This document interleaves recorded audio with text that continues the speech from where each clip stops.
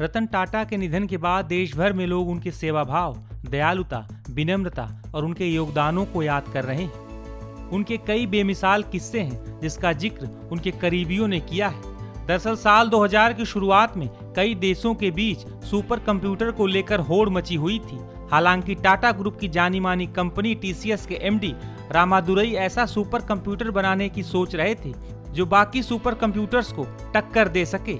इसके बाद रामादुरई ने ऐसे वैज्ञानिकों की तलाश की जो सुपर कंप्यूटर बनाने में मदद कर सकें। इसी दौरान उनकी मुलाकात डॉक्टर सुनील सेरलेकर से हुई जो बॉम्बे आईआईटी से पास आउट थे। सेरलेकर अक्सर अपने दोस्त डॉक्टर नरेंद्र कर्माकर से सुपर कंप्यूटर का जिक्र किया करते थे। रामादुरई से मुलाकात के दौरान भी सेरलेकर ने सुपर कंप्यूटर का जिक्र किया था। इसके बाद रामादुरई ने रतन टाटा को सुपर कंप्यूटर को लेकर एक पत्र लिखा। रतन टाटा उस वक्त टाटा सन्स के चेयरमैन की जिम्मेदारी संभाल रहे थे। रामादुरई के पत्र को पढ़ने के बाद रतन टाटा ने फौरन ही सुपर कंप्यूटर के प्रोजेक्ट को हरी झंडी दिखा दी। टाटा स्टोरीज किताब के लेखक हरीश भट्ट अपनी इस किताब में लिखते हैं कि रतन टाटा की ओर से ग्रीन सिग्नल मिलने के बाद टाटा ग्रुप की मुख्य कंपनी टाटा सन्स के बोर्ड ने मार्च 2006 में इस प्रोजेक्ट को मंजूरी दे दी। पुणे में एक नई कंपनी बनाई गई और इंजीनियरों ने भारत के लिए सुपर कंप्यूटर बनाने की कोशिश शुरू की। टीसीएस ने प्रोजेक्ट पूरा करने के लिए एक डेडलाइन तय कर रखी थी।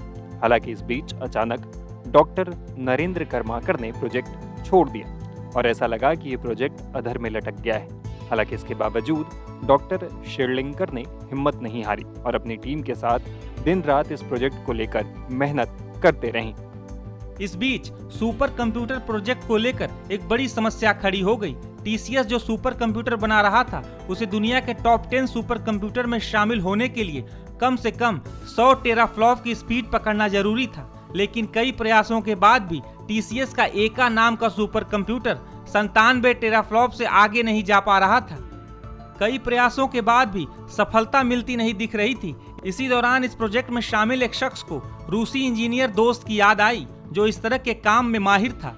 हालांकि रूसी इंजीनियर को भारत बुलाना मुश्किल था, लेकिन रूसी इंजीनियर को भारत की एक खास ब्रांड की बियर और एक खास ब्रांड का सिगरेट काफी पसंद था।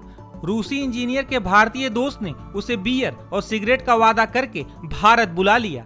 हरीश भट्ट अपनी किताब में आगे लिखते हैं कि तय डेडलाइन से पहले ही टीसीएस के डेवलप किए गए सुपर कंप्यूटर एका ने 118 टेराफ्लॉप की रिकॉर्ड स्पीड दर्ज की। जब 6 नवंबर 2007 को वर्ल्ड सुपर कंप्यूटर रैंकिंग आई तो भारत के सुपर कंप्यूटर ने दुनिया में चौथा स्थान हासिल किया। और ये सब रतन टाटा की दूरदर्शिता, रामदुरई के नाक के सवाल और शेरलिंकर जैसे वैज्ञानिकों की बदौलत हुआ।